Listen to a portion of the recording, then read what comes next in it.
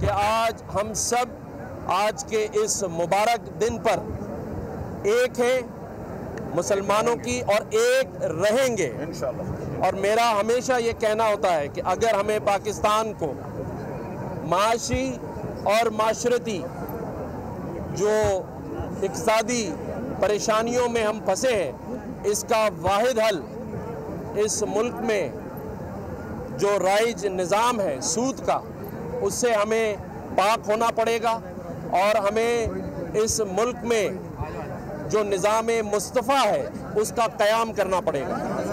آج ہم سب یہ بھی عہد کریں کہ ہم ختم نبوت صلی اللہ علیہ وسلم کی چوکیداری کریں گے اس ملک میں۔ ہم ایسی طاقتوں کو کہ جو کہ مختلف قسم کے قانون لا کر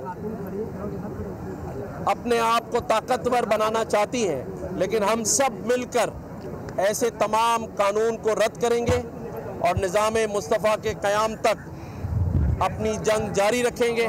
میں ایک دفعہ پھر آپ سبھی کو یہ کہوں گا کہ ہم اپنے پیارے نبی کریم صلی اللہ علیہ وسلم کے بتائے ہوئے اسلامی قوانین اور اس پر عمل کرنے کی پوری کوشش کریں گے۔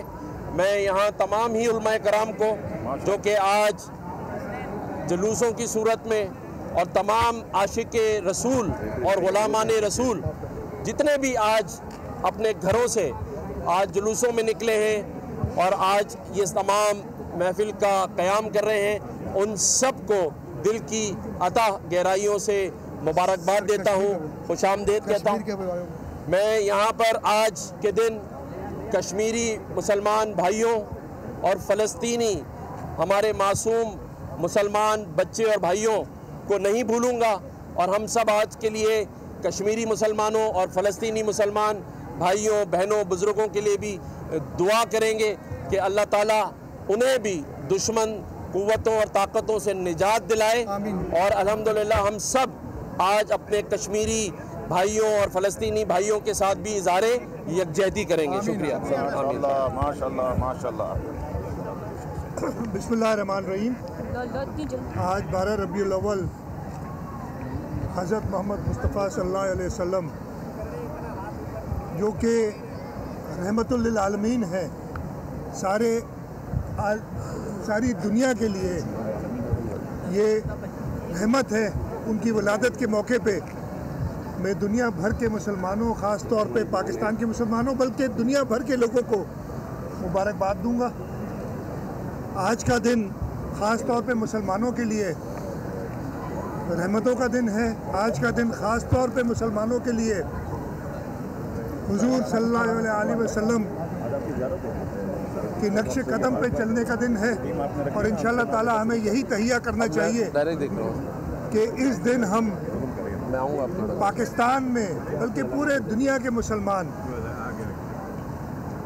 اللہ تعالیٰ کے بتائے ہوئے راستے اور حضرت محمد مصطفیٰ صلی اللہ علیہ وسلم کے بتائے راستے پہ چلتے ہوئے اس دنیا میں اور آخرت میں ہم کامیاب ہوں۔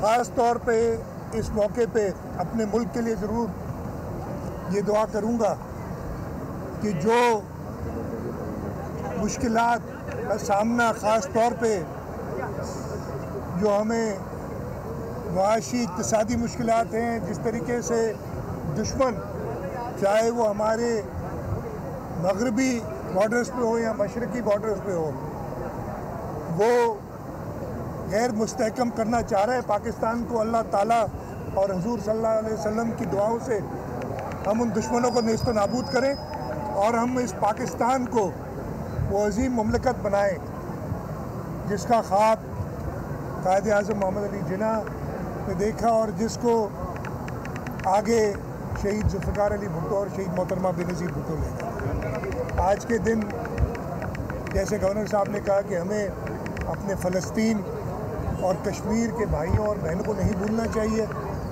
جو ظلم و بربریت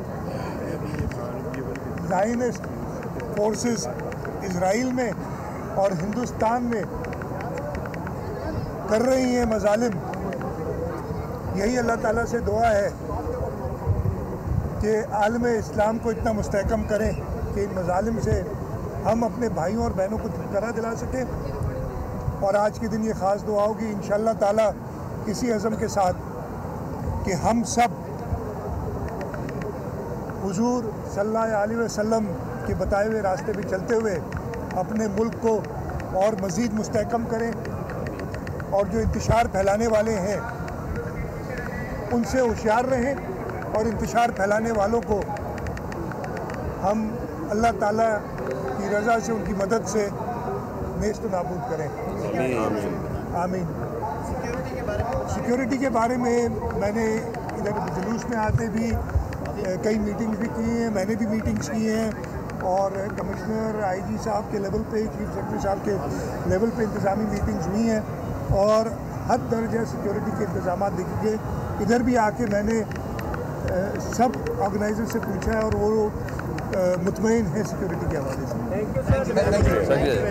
بہت شکریہ. بلکہ کراچی پولیس کو مبارکباد بھی دیتے ہیں کہ انہوں نے بہترین انتظامات کیے. ملک بھر میں عید میلاد النبی صلی اللہ علیہ وسلم کا جشن جاری ہے، اور اس کے بعد وزیر اعلیٰ سندھ میڈیا سے گفتگو کر رہے تھے. انہوں نے کہا کہ آج کے دن دنیا بھر کے مسلمانوں کو مبارکباد پیش کرتا ہوں. آج کا دن تمام مسلمانوں کے لیے خوشی کا دن ہے. اس موقع پر اپنے ملک کے لیے ضرور دعا کریں، اور جن معاشی اقتصادی مشکلات کا سامنا ہے اس سے پاکستان جلد نمٹ لے گا. سبسکرائب کریں اور بیل دبائیں تاکہ کوئی خبر رہ نہ جائے.